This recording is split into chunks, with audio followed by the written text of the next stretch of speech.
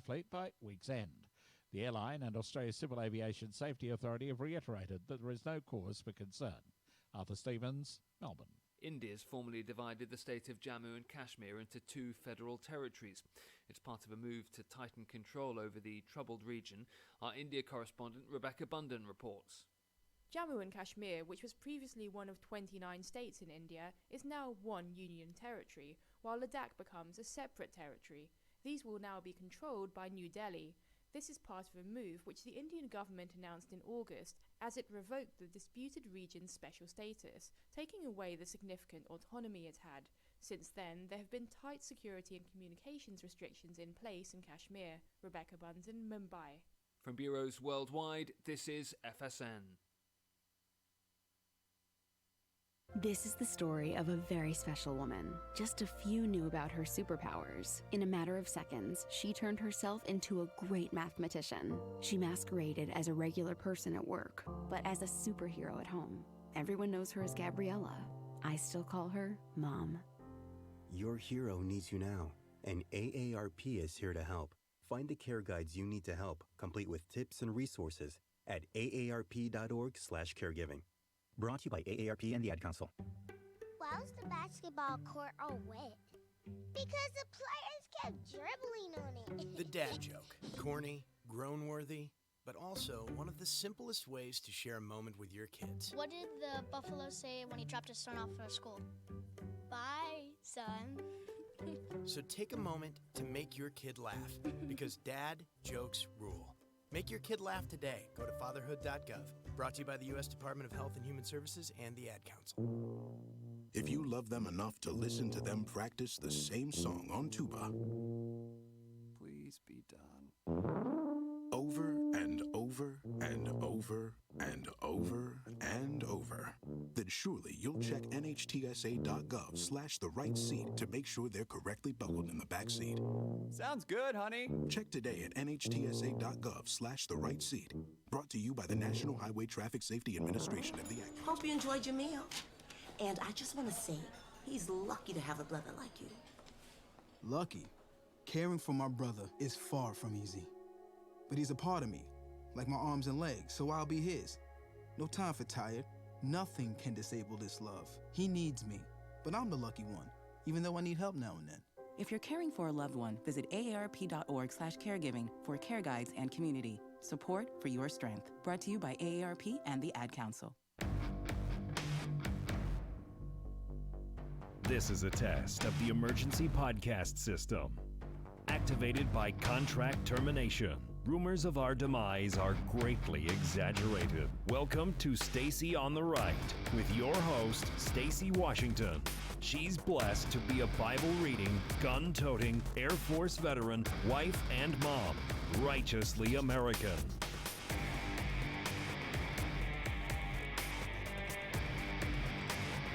What's that sound you're hearing? Oh, you're probably thinking, where have you been?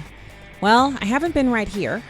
Had a lot going on, but I am here now, and just in time for the ridiculousness that is them trying to legitimize their fake news witch hunt in Washington, D.C.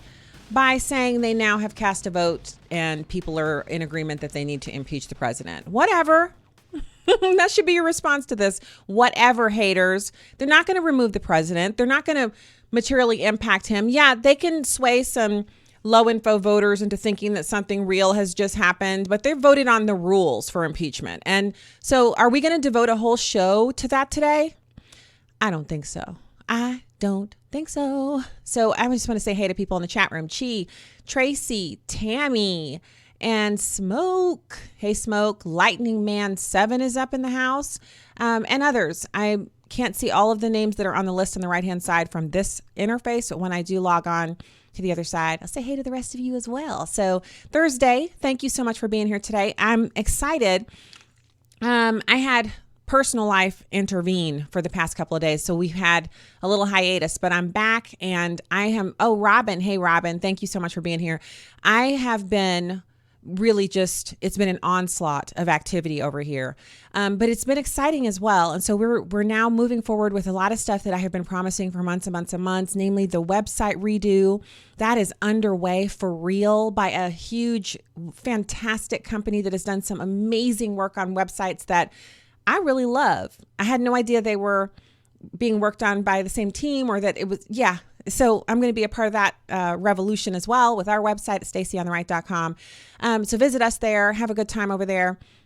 And of course, you see the logos, LifeZet TV. Make that one of your places. So it's lifezet.com/LifeZet TV.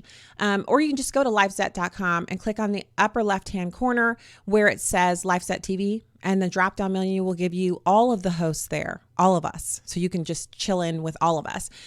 So right now, what's going to be on the show today? Well, we're going to talk about this idea that Apple, some of their investors are saying, we want to keep the iPhone profitable. So we're thinking we might want to see you do a subscription service. Now, I can tell you right now that, people keep telling me, well, it's kind of shocking when I hear someone say this, because the assumption to the other direction is kind of an insult. But people say to me, oh, you're kind of tech savvy. Why do you have an iPhone? Why do you not have an Android? People will say, oh, you're so intelligent. Don't you find the interface on the iPhone clunky? Don't you find that it doesn't suit your needs? Don't you feel like you... And I'm like, wow. Well, I mean, I don't think I'm the smartest person in the world, but I think I'm, I got a brain. And you're saying if I had a real brain, I'd have an Android. So one way to drive me straight to the store to get an Android and make me put my phone on the market is for you to make the Apple process, the Apple universe, a subscription service. I'm not paying a subscription to have a phone that I've already paid for. If you understand how they've switched things, you were always paying for the phone, but it was on an installment plan that enabled you to have a trade-in at some point that enabled you to just put a little bit more money down. So they weren't making a ton of money doing it that way, so they switched it. So then they said, basically, that's not our phone. If you want it unlocked, you can get it unlocked. If you want to travel with it from one carrier to another, you can, because that's your phone. We're tired of owning these phones. So a bunch of us, Americans, then we went on the process of buying our phones. And I've never really liked this idea that I'm paying for the phone, and by the time I get done paying for it, then it's obsolete and I need a new one. So we started putting big down payments on and then pay a few installments after that, and then the phone is paid for. And then instead of upgrading every time they bring out a new phone, I absolutely go for the, drive the wheels off. If you're one of those families where you drive a car until the wheels literally fall off, it's a concept that has to do with creating and maintaining wealth. People who do that tend to have higher net worths than people who buy a brand new car every 2 or 3 years. Even if you do it every 5 years, you're taking money out of your savings and investments for the privilege of driving a new car all the time. Now, I happen to be one of those people who I don't like driving an old, busted up car, but I do think there's value in driving the car beyond, when you make your last payment on it. So there's, you have to find a place where you can live. But with these phones, these people don't know me. And I feel like I'm a member of a tribe of people, iPhone users, where the convenience of having my text messages appear on my iPad or my desktop and having access across all mediums will pale in comparison to me paying a monthly fee just to hold this thing because it has an Apple on the back.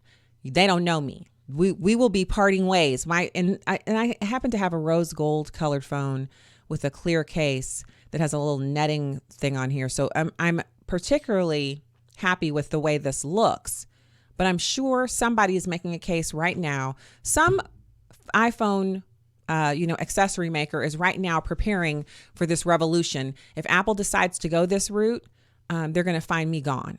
So they might as well just forget it. So I'll just go over this with you really quick. Oh, also today on the show, because I just launched into this Apple story. I didn't even tell you what else was on the show. You might be interested, right? You might be thinking, you ain't been here for 2 days. Do you even know how to do a show? I do.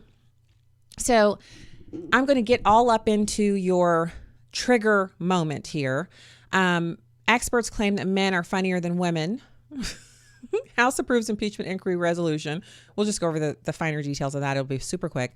4 reasons socialism is more popular among Americans than ever before. And then this Apple story, which is what we're going to do right now. Because I almost feel like, do you ever feel like when you're reading a news story that you're getting punked? That's what this feels like. This feels like somebody at some place is like, these people, they haven't had anything to get mad about today. For those who aren't in politics, who don't read political news, they don't have anything to get mad about. So let's give them something. And then they put this story out. I want to go to whoever's in charge, Zuckerberg or whoever, and just like elbow him really hard, the way people do in the roller derby. Like, that's what I want to do to him. So some investors want Apple to sell its iPhone on a subscription basis to shift more of Apple's revenue from transactional sales to recurring revenue. Apple CEO Tim Cook doesn't shoot down the idea during a conference call on Wednesday and suggests that Apple is working on new ways to pay for iPhones on a monthly basis. Now, again, they've already done, let's clean this up for a second. They already have a subscription-based service that is in operation for your laptop and your iPad. And what it means is that you never have to use a device that's more than 2 or 3 years old, depending on what plan you're on. So you're truly leasing it. So instead of spending $1,800 or $2,700 or whatever it is for a new laptop, you pay $35, $48, or $53 a month. And then when at the end of that term, you just hand them the old laptop, they transfer your stuff onto the new one, and they hand you a brand new laptop, and you can do this in perpetuity. And so your cost for owning the laptop is $43 a month, or $48 or $53. And I don't know what the current rates are, but the guy at the store here, we have an actual Apple HQ store here, not like the Apple stores you see in the mall, which are the Apple stores. This is like a franchise store where they sell only Apple products, and it's owned by an individual. And I was in there, this has to have been 6 years ago. It might have been 5 years ago, whatever. I was in there and he was telling me about this brand new, it's like Apple for Life or whatever it's called. And he said, this is something that will really revolutionize the way you use your Apple, because you never have to worry about it being, old or what have you. And it comes with a warranty. And of course you have to put down a deposit, like a damage deposit, because if you destroy it and it's not covered by insurance, then, you lose your deposit, or you even have to owe them some money. But whatever. We're talking about if you're spending $48 a month, then it's $576 for the year, not including tax. And if that were over 3 years, that'd be what, $1,700, $1,800 for 3 years. So I don't see how you're really saving any money. The additional thing is you don't own it. So with my current laptop, when I bought it, the guy at the Apple store was like, well, that's a nice laptop, but I'm wondering, if you're not going to be interested in Apple for Life because you're buying, think about the money that you're spending.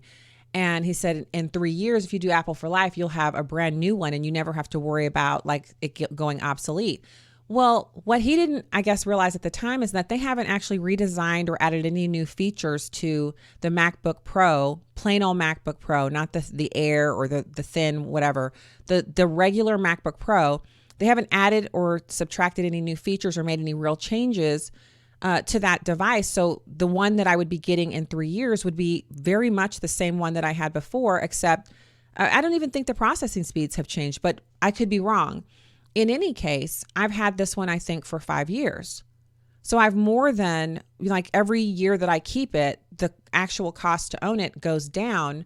And if it's truly a value item that you're using for work, you're writing it off the expenditure, but the longer you keep it, the more valuable it is to you over time because the cost goes down. So it depends on how you look at it. But if you're using it for personal use, it's an especially tricky place to put yourself in, where you're basically saying, I pay for, however much gas you use at your house, like if you're on natural gas or electricity or whatever your household utilities are, you're treating this almost like a utility that you're paying for it in perpetuity on a monthly basis, as opposed to something that you purchase and use to the maximum amount of its ability and then get a new one.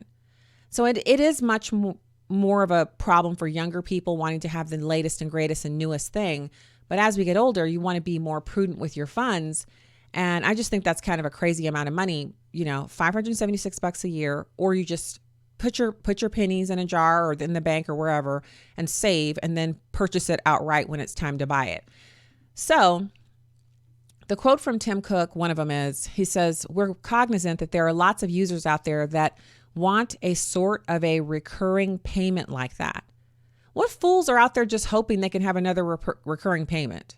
Maybe people who have tons and tons of money.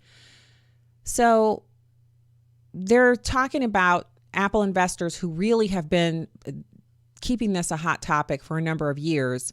And under the argument for an iPhone subscription, which some people call Apple Prime after the Amazon program of the same name, Apple would bundle hardware upgrades with services such as iCloud storage or Apple TV Plus content and hardware for a single monthly fee.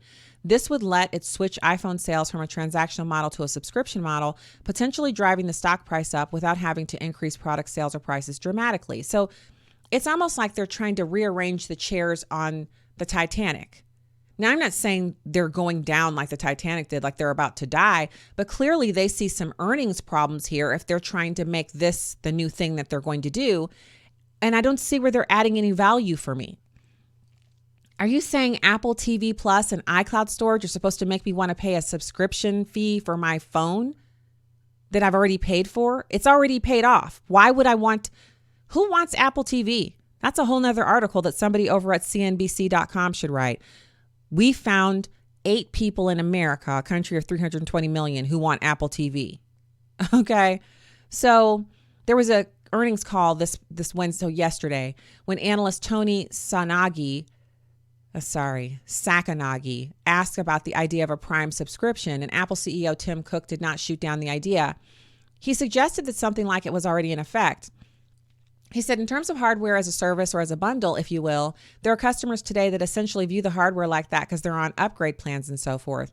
So to some degree, that exists today. He went on to say, using bullish language, that Apple sees it as a major growth area. Quote, my perspective is that it will grow in the future to larger numbers. It will grow disproportionately.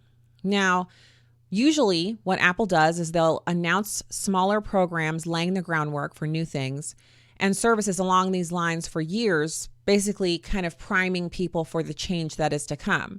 In 2015, Apple started to let people pay for iPhones on a monthly basis instead of all at once, throwing in a warranty and upgrades as part of the deal. The iPhone upgrade program bundles Apple Care warranty and up-to-date hardware. Users can upgrade to the newest iPhone after paying for 12 months. So some people are already doing this. But the reason it's so foreign to me is that in my mind, so that's why I don't have the iPhone X or even the newest ones that come out, because when a phone costs $1,100, that's way more than an iPad, and that's approaching the cost of a laptop. Then I have to wonder if I'm going to transition over to that phone usage exclusively for all the other stuff I use my laptop for because of the exorbitancy of that cost. So I don't know if other people think about it that way, but for me, these are all business products, things that I use in the course of my business.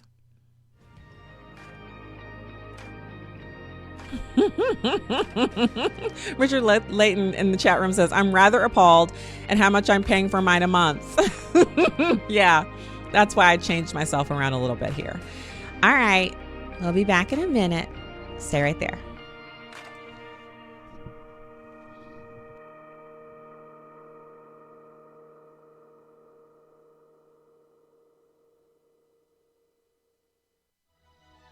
Okay, man. This is your time. Maybe you didn't choose this, but you're here now. You're gonna go out there and be an all-star caregiver. Cook, clean, be there emotionally and physically. You gotta dig deeper. Drive them to physical therapy, doctor's appointments, because that's what caregivers do. Don't give up. Show the world that you're tougher than tough. Caregiving is tougher than tough. Find the care guides you need at aarp.org/caregiving. Brought to you by AARP and the Ad Council. Hi, I'm your host, Smokey Colbert. Filling in for Smokey, because after 75 years of... Only you can prevent wildfires. Turns out there's much more to say. Nearly 90% of wildfires are caused by us humans being careless, dumping our used barbecue coals willy-nilly. Guess the song was wrong. We did start the fire. That's why I respect Mother Nature and her trees, whether coniferous or new car scented. Brought to you by the U.S. Forest Service, your state forester, and the Ad Council. Okay, forest animals, kids are coming to the forest, and it's up to us to make their visit a good one. Sparrow, have you practiced the most popular bird songs for the year? Of course. Catchy. I like it. River, how's the temperature? It's a refreshing 52 degrees, man. I love it. Turtle. He's not here yet, man.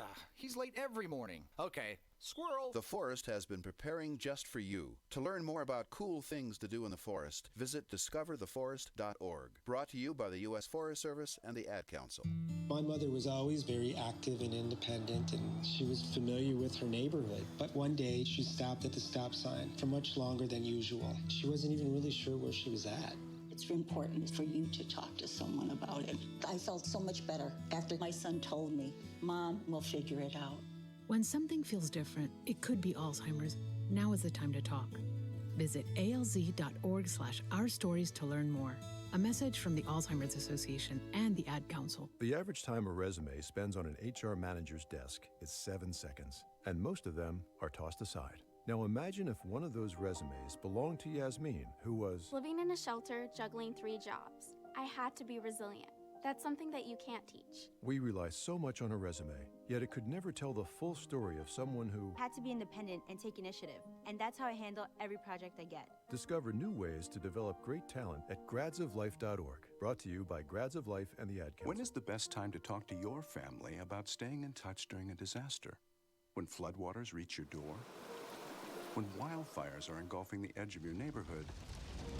Or an earthquake is destroying buildings? Or is the best time perhaps today? During a disaster, you may not be able to stay in touch with your family or friends as easily as you think. Go to ready.gov/communicate and make your emergency plan today. Don't wait. Communicate. Brought to you by FEMA and the Ad Council.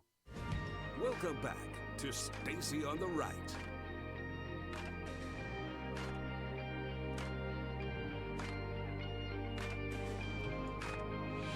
Welcome back. Welcome back to the program. Thank you for tuning in today. I want to do, before we go on to our next political or newsy type subject, I want to do a quick encouragement segment.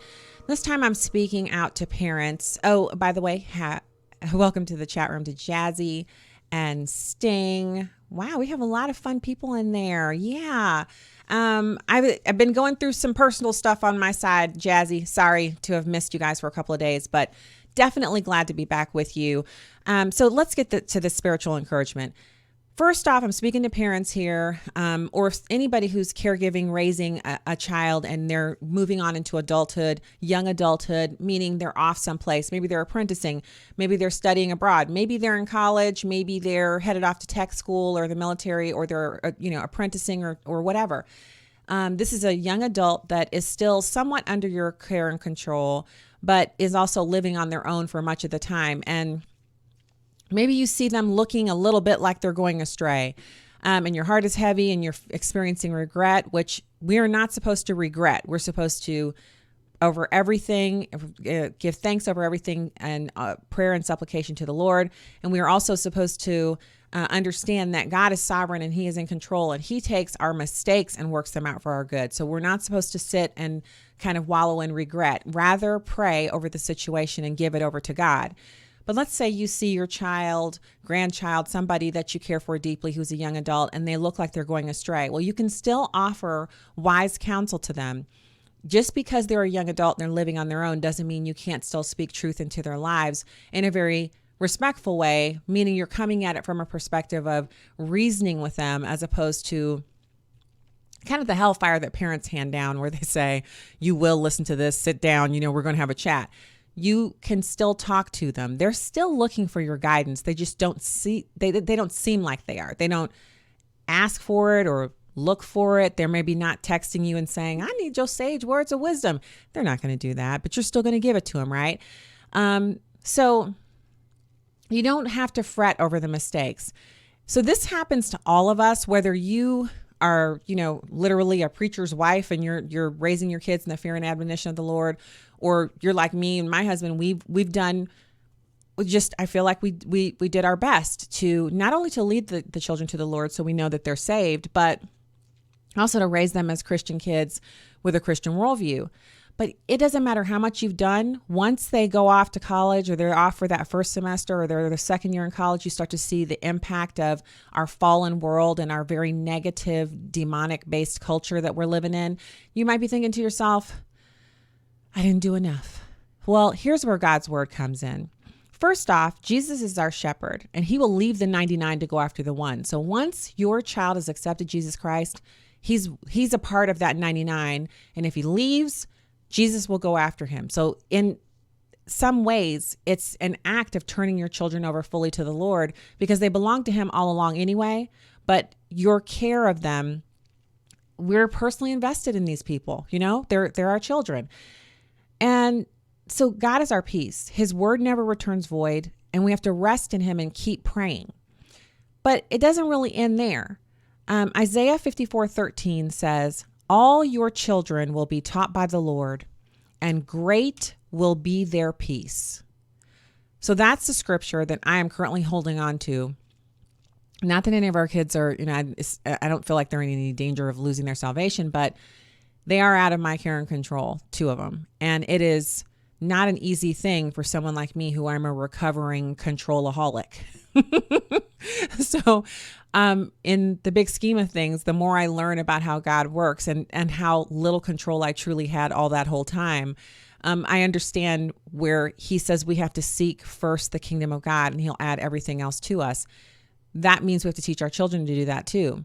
But your teaching time isn't over with them. So don't forget that you can still pour into their lives, and your mightiest weapon, your mighty weapon of prayer, the thing that you can do no matter what they want you to or not, no matter if they have objected to it or not, no matter what they've said, you can still pray and beseech the throne on their behalf. So I just encourage you to do that. Don't feel helpless. Don't feel powerless. Don't feel like you haven't done what God asked you to do. If you led them to know Jesus Christ as their Lord and Savior, and you taught them the gospel, and you taught them to attend church on a regular basis, you've done what God asked you to do, pointing them to him, and you can continue to do that. So I just want you to be encouraged. I feel like if I feel the attack of the enemy trying to say I didn't do enough, I haven't done what God wanted me to do, and I know that's not true, then other parents might be feeling that as well. And it's not for us to question every single action that our kids are going to take. And I don't know if I shared this on the air before, but my analogy for this seems to be that it's a weird one because I've talked on the show before about praying for our kids. When the kids are going out to go do something, you just say a quick prayer of safety over them, and you don't have to go lay hands on them and hold on a second, let me lay hands on you before. You don't have to do that. You can just say to yourself, you can pray quietly to yourself, hey, Father, they're going out. Please put a hedge of protection around them and bring them back home safe tonight. And you've prayed, and that's now it's out of your hands, right? They're leaving. You can't keep them in the house forever. So one day I've been thinking about our kids going out and doing something. And I don't remember where they were going, but I was concerned, as I get concerned when they go anywhere I've never been to before or that they've never been to before. And as I was thinking about this, I was driving around a highway here in St. Louis where one highway exit joins a highway in between another lane that is coming in as well. And as I was coming around on the inner joining lane, the outer joining lane coming down to meet me, where these 2 lanes are then going to join this multi-lane highway on the left-hand side, there was a truck, an 18-wheeler, and it was coming around the corner pretty quickly. And as it began to bear over, it kind of went over the line a little, and I moved over a little bit to my left and hugged basically it's a concrete wall that's right there, and I'm hugging it in between with my little car. and I'm thinking, I even said out loud, don't you come over here. And then I sped up and got ahead of him, and there was no accident. And I'm not saying he was going to have an accident, but it just felt a little weird there for maybe 500 feet or so. I was thinking, he looks like he doesn't know he's got a lane over there. And so I kept on driving. And in that moment, I was like, whew, thank you, Lord. And then I realized my mom didn't know what had just happened to me. And I thought to myself, my mom doesn't know when I'm in a near accident. Like if I'm doing something and I'm like, oh Lord, and someone almost hits me, or I jump out of the lane, or someone's veering over and I hit my horn. And my mom never finds out about that. I don't call her when I get home and say, Mom, I almost got in a car accident today. Now, admittedly, I am a mom with a child our oldest is 19 years old. So it could be that I used to call her when there was like a really, really serious near miss. I would call her and tell her, oh my goodness, you know what happened to me today, Mom? And I would tell her, but I haven't done that for decades. And so my mom, that day that happened to me, she went on about her life doing the things that she did. I don't even think we talked that day. So the point that I'm making, and I hope you're here with me when you're hearing this, because if you're a mom like me and you're a little bit of a control freak, or you're a recovering control addict like me, you might need this in your toolkit. When's the last time your mom knew that someone almost ran you off the road, or almost rear-ended you, or what have you? When's the last time your mom knew anything about that? If it's been 10 or 15 years like it has for me, then I'm sitting here thinking to myself, okay, Lord, I see what you're saying.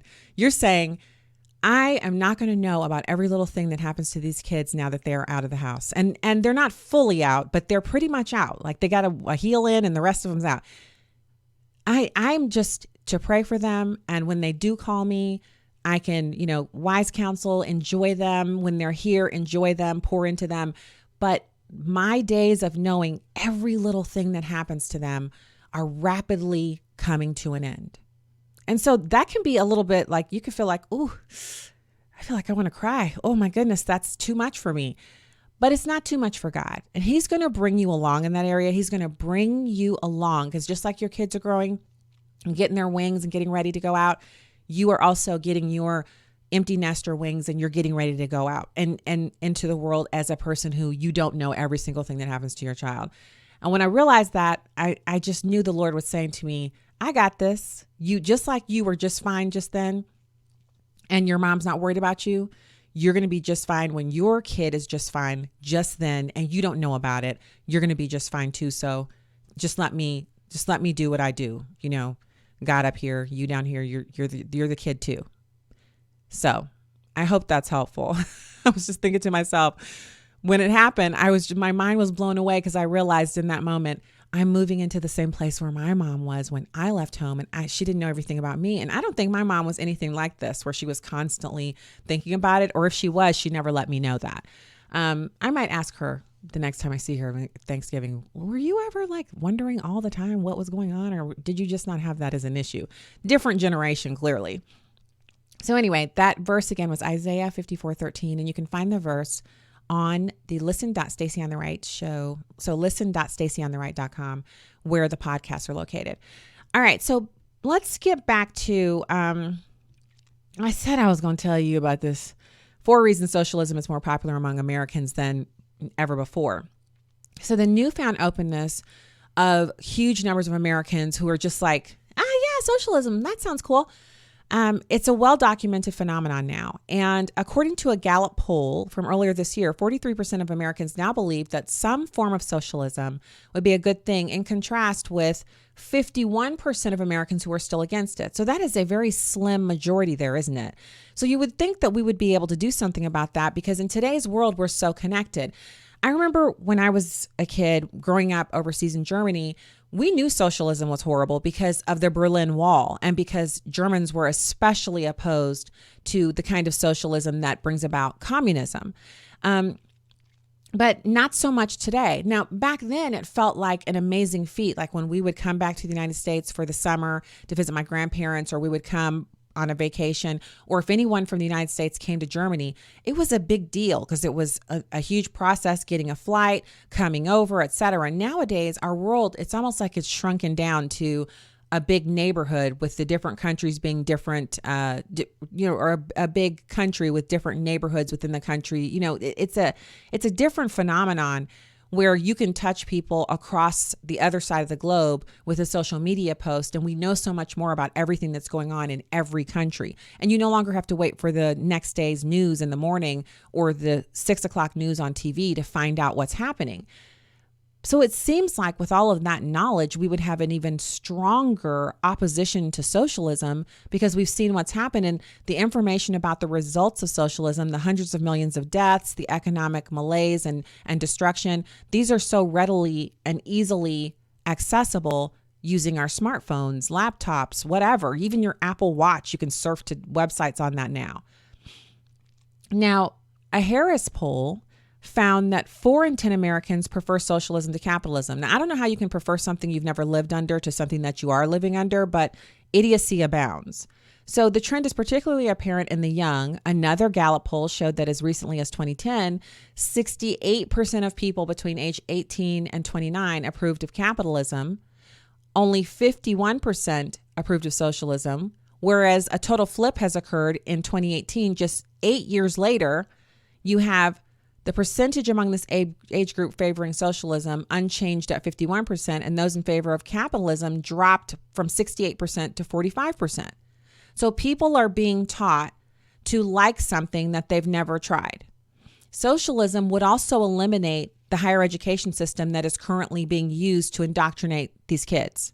Because in socialist countries, well, what need do you have for the entire populace to be educated? For everyone to have access to education? You do not have that need. Everyone has the same level of want, which is you want everything because you don't have access to very much. That means you don't need all the higher education. You're still going to have some because the children of the elites will have to be educated. But often in socialist countries, they send their kids out to get educated in Western nations so they can learn all about how fun it is to live high off the hog because they've got the money, they've got the power, and they've got the control. And everyone else is ignorant. It's just, it's kind of crazy. So why now? At a time when the American economy under President Trump is just slamming and jamming, why are so many people holding a custom latte in one hand and a phone where they're tweeting about socialism in the other? Why is that happening? Well, ignorance of history is the first reason. The second reason is government bungling. People are sick and tired of the government messing everything up. And the government is interfering in the economy. The cost of college is skyrocketing. And capitalist ideals are being used to justify things that are wrong when the wrong behaviors are coming from human beings, not capitalism as a system. And so many of these kids are also saddled with heavy student loan debt because their parents didn't do a good job of teaching them that if you borrow it, you have to pay it back. Student loan debt is not dischargeable, and you don't need $100,000 or $200,000 in student loans to get an education nowadays. I keep hearing people talking about my kid wants to go to, and then they name off this expensive university. And I will sometimes chime in, at least if I know the person a little, I'll say, but what do you want to pay for? Because if your kid's talking about going to a $70,000 a year university and you saved $24,000 a year money, then that means that kid's got to borrow the difference. You're setting the kid up for failure if you don't tell them how hard it's going to be to pay that off. And then the third reason is universities' ideological monoculture, which is pushing these ideals. The fourth reason is coddled kids. People just don't want to be tough on their kids nowadays. They want to be their friend, which is why these kids are so disillusioned, because parents who are your friend, well, they just don't make very good parents. So this article is linked in the show notes, and so you can check it out.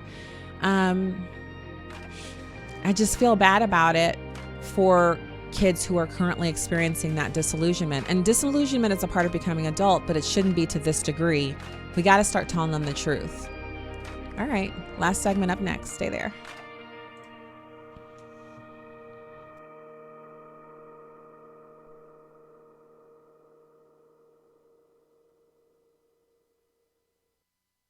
Hi, it's Olivia Munn with my shelter pets, Frankie and Chance. Say hi, guys.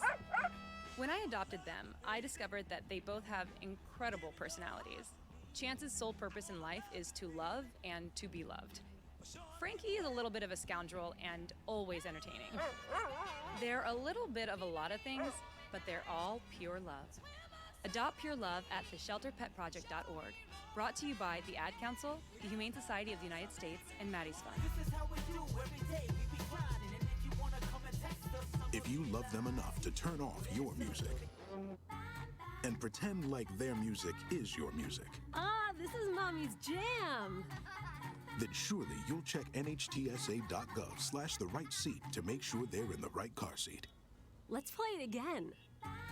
Check today at nhtsa.gov/the right seat. Brought to you by the National Highway Traffic Safety Administration and the Ad Council. Hi, I'm Danica Patrick. Watching my nieces grow, play, and learn is amazing, but not every child gets to be carefree. 1 in 6 kids in the U.S. are hungry. This breaks my heart, and it's something that Feeding America is working to change. Each year, the Feeding America network of food banks rescues billions of pounds of good food that would have gone to waste and gives it to families in need. To help, visit feedingamerica.org. Brought to you by Feeding America and the Ad Council. Melissa from Michigan. I work an extra part-time job serving lunch at my child's school, but I still can't afford to put food on our table. Daniel from California. Choosing whether to pay the rent or pay to fix the car to get to work doesn't leave us with much at all. Now we can't even pay for meals. Hunger is a story we can end. End it at feedingamerica.org. Brought to you by Feeding America and the Ad Council. Hi, we're the Goo Goo Dolls. We're fortunate that our daughters have what they need to grow and learn. But that isn't the case for nearly 13 million kids in the U.S. that struggle with hunger. Childhood hunger is a heartbreaking reality that Feeding America is working to change. Each year, the Feeding America network of food banks rescues billions of pounds of good food that would have gone to waste and provides it to families and children in need. You can help kids in need in your community by visiting feedingamerica.org. Brought to you by Feeding America and the Ad Council. The possibility of lung cancer can be pretty scary, especially if you're one of approximately 8 million current or former smokers at high risk. That's why SaveByTheScan.org wants you to know that now there's a breakthrough low-dose CT scan that can detect lung cancer early, and it only takes 60 seconds. You stop smoking, now start screening. For an easy quiz to see if you're eligible, visit SaveByTheScan.org. It could save your life. SaveByTheScan.org is brought to you by the American Lung Association's Lung Force Initiative and the Ad Council. Welcome back to Stacy on the Right.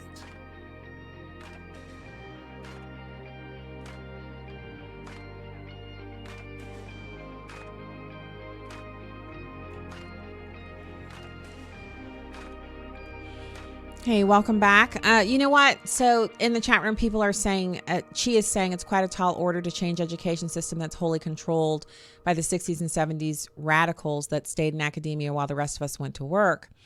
But, you know, I think one of the things you can do is, so we have a choice where we send our kids to go to school. And the discussions that we had around here were, it was just so cut and dried. First of all, it had to do with cost. Second, because we told the kids, you can go anywhere you want to, but this is the amount of money that we have for you on a yearly basis to go to college. Anything above this, and that's the total cost: room, board, books, etc. We also told them we expected them to contribute. You're working over the summer at a little retail job or what have you, and you can take that money and you can do whatever you want with it as long as you have enough money to pay for your spending money during the school year. So you have to contribute that. And then we're expecting them to bring in some kind of scholarship money or merit money. It doesn't have to be, we didn't say it has to be this number or that, it just had to be that they worked hard enough to get something. All of the schools offer something, so we knew they were all going to have something to put towards it. But if you say to your kid, oh, you make the grades and we'll send you anywhere you want, you're putting yourself on the hook for some of these, a lot of these colleges, I'm telling you, $70,000, $80,000, $90,000 a year.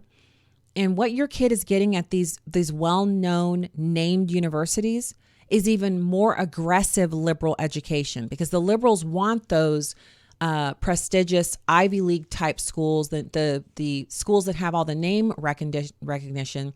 They want those to be the tip of the spear for the indoctrination that they're trying to finish off with your kid. So even if you choose a state school where you're thinking there should be a lot of common sense in the education there, you know what you're getting? There's still a lot of garbage, because the professors who can't get hired at the bigger, fancier schools, they'll go to the state schools because they want the indoctrination to be complete. They want to catch all of the kids. The STEM schools, where you would think if you're learning math and science and technology and engineering, there wouldn't be a lot of room for indoctrination because math can't be a tool of indoctrination. Well, you've seen what they've said. They've said that math is racist. And therefore, since math is racist, you need to learn a little bit of indoctrination with it. So it's an issue of being ever vigilant as parents. And it can be daunting, but it's not more than we can handle. If it was more than we can handle, God wouldn't allow us to go through it as Christians. So we can do it. We just have to say that it's as important to us that the children that we have go to a school that is affordable and will not leave them drowning in debt, as it is that we pay attention to their courses and what they're learning so that we can counteract some of the effects of what's going on there. And in the end, we know we've prayed over the situation and we're trusting God and that he is not going to allow his word to return void. So that word you've prayed over your kids, the word you've spoken over your kids, the word you're still praying and speaking over your kids, and that you're like me, I'm a devotion buddy. I share devotion. If I read a devotion that's just smoking good, I'll send it in our little group chat. And I was talking to another mom today, and she was saying that one of her kids had given the other kid some really good advice, and that kid thought that the sibling didn't take the advice because he didn't get a text message back. He didn't get a text message back, but the advice was not only taken, but it was well received. And the sibling was telling other people, oh, my brother said I should do X. And it was a fantastic way of kind of bucking us all up. We need to be bucked up because we think if we don't get a text message back that the message wasn't received. Well, you don't always get confirmation, but don't hesitate to send it out. If you've got something you want to share, whether it's just a scripture or a short devotional that you read, whatever it is, just share it anyway. Share it. Don't be afraid to share it. And if you're not getting text back with you like love emojis, that's okay too. Maybe they're too busy to text back, or maybe they're like, I don't want to encourage this. If I text back too enthusiastically, she'll send me 8 of these a day. You never know what they're thinking, but send it anyway. So that was, there's a couple of different stories on here I want to get to. Okay, so I mentioned the House approving the impeachment inquiry. Here's the summation of what they've done. There are no rules for the White House so far in the impeachment inquiry. So they're supposed to share ground rules for everyone so that everyone knows how they're operating for subpoenas and everything else. They haven't done that. They have just simply said, President Trump is guilty and you need to help us make sure that he is, impeached. This is only being done to prevent the president from being reelected, as they've already admitted. And Grisham, the White House spokesperson, said she doesn't think that the messaging is going to change because they released the transcript weeks ago in order to exonerate the president. If anybody wants to look at it, if anybody decides to look at it, they'll see that nothing was done that was wrong. And the Ukrainian government has said there was no pressure there. Aid money was released. The message was simple. The president had concerns about releasing foreign aid, as he does with many countries, until there's no corruption, and to make sure that burden sharing with other countries occurs. That's what the money is for, to induce people to do what we want. So there is no reason to impeach the president other than to prevent him from finishing out the mission that he undertook 3 years ago, which was draining the swamp. Actually, 4 years ago, because he was on the campaign and he announced he wanted to drain the swamp. And our president has done a valiant effort in doing that so far. And if he were given a second term, the primary blow to the Democrats, who get most of their legislative victories through the Supreme Court, would be the complete changing of the Supreme Court to a more conservative body. Not to mention, they're going to have a lot of trouble ramming through their social experimentation at the judicial level all over the country, where the president has succeeded in putting in, I think we're up to 180 judges now. So, this is the kind of stuff they did under cover of darkness when the Republicans weren't in power. They were packing the courts full of judges who want to change America into a communist state. And these people don't even hide their contempt for taxpayers, Americans, citizens, people who wear jeans, people who live outside of major cities, people who send their kids to the military. These judges hate everything that is normal America. They only like big city, debauched America. And so they're really spinning around like cats with their tails on fire, trying to figure out what they can do. And they feel like the impeachment is their only way of getting this done. And so I want to encourage everybody. First off, nothing is over yet. The election is not over yet. And every time we pray about this issue, we're speaking to the one who makes the decision ultimately. So don't stop praying. That's number one. That's job one for us. So when I say that it's not over, it's not over. So let's keep doing the thing that we're called as Christians to do, which is to pray. And to pray without ceasing. So we're praying about this. We're praying about other issues. We're praying for those who are elected in authority over us. We're praying for these local politicians. You know, if that's not enough, you already have your family and your kids to pray for, and you're praying for your own walk with God, that he would draw you in closer. I mean, there's plenty. So if you're a talker, you got plenty to talk about to Jesus. Okay.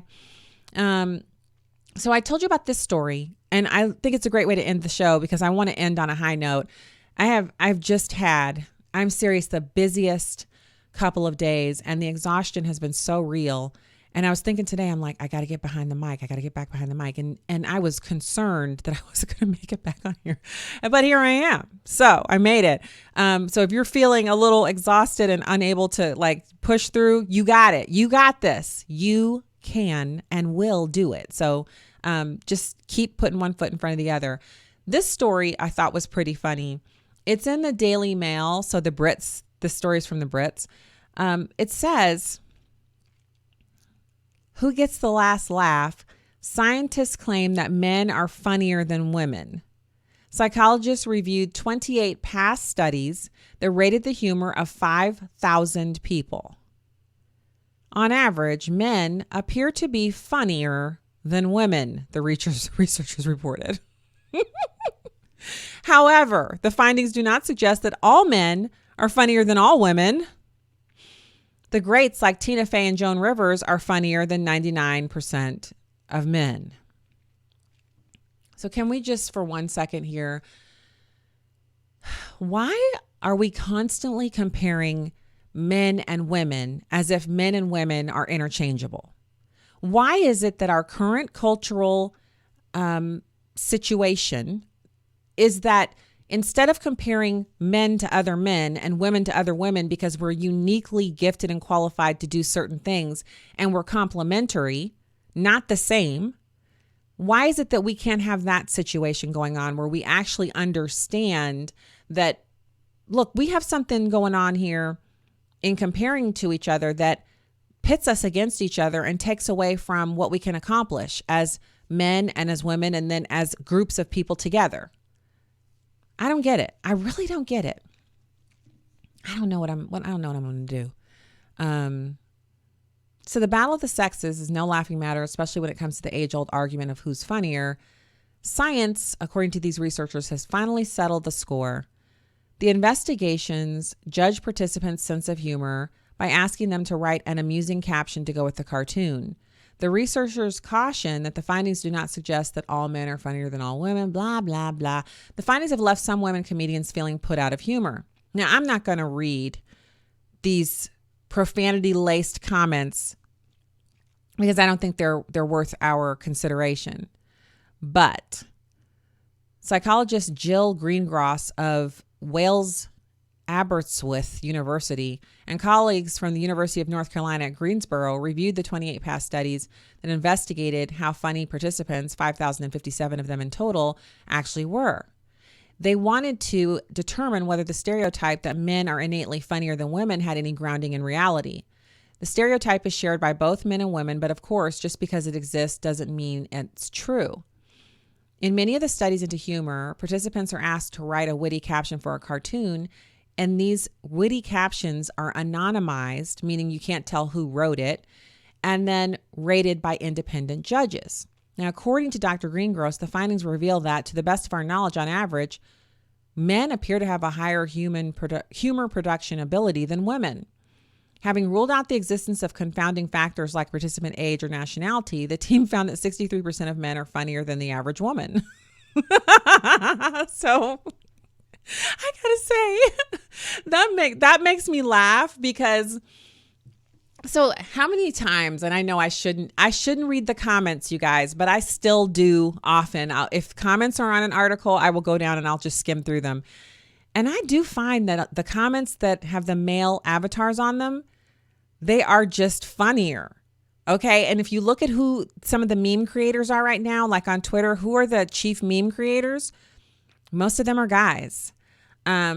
if you look at the people who are the funniest when it comes to like making speeches that are laced with humor, guys, I think the funniest radio hosts that I know, all guys. So it's interesting that this is the way that they found this cracked out when it's captions, because it means that you didn't have to be funny in person. You didn't have to put on a performance. You just had to write a caption that you thought was funny underneath a cartoon and then send it off for the researcher to review. So there was no performance aspect to it. But even with performances, the men tend to be funnier. Now, Dr. Greengrass also said that there's evidence that suggests that humor plays a major role in what he calls mating. And women who bear heavier costs of reproduction are typically more discriminating when it comes to picking a mate. And humor is a good proxy for intelligence, which remains a desirable quality in a partner and would have been more crucial. Hunter-gatherer evolution garbage. So men prefer women who laugh at their humor, which may be a reason why men are so concerned with being funny, because they know if they're funny and they can make a woman laugh, that they will be more attractive. Every man I've ever met that's made me laugh, I have thought of them more highly than men who don't make me laugh. That's just a fact. All right. It was great to be back with you today. I'll see you tomorrow right here. Same station, same bad channel. Have a great night.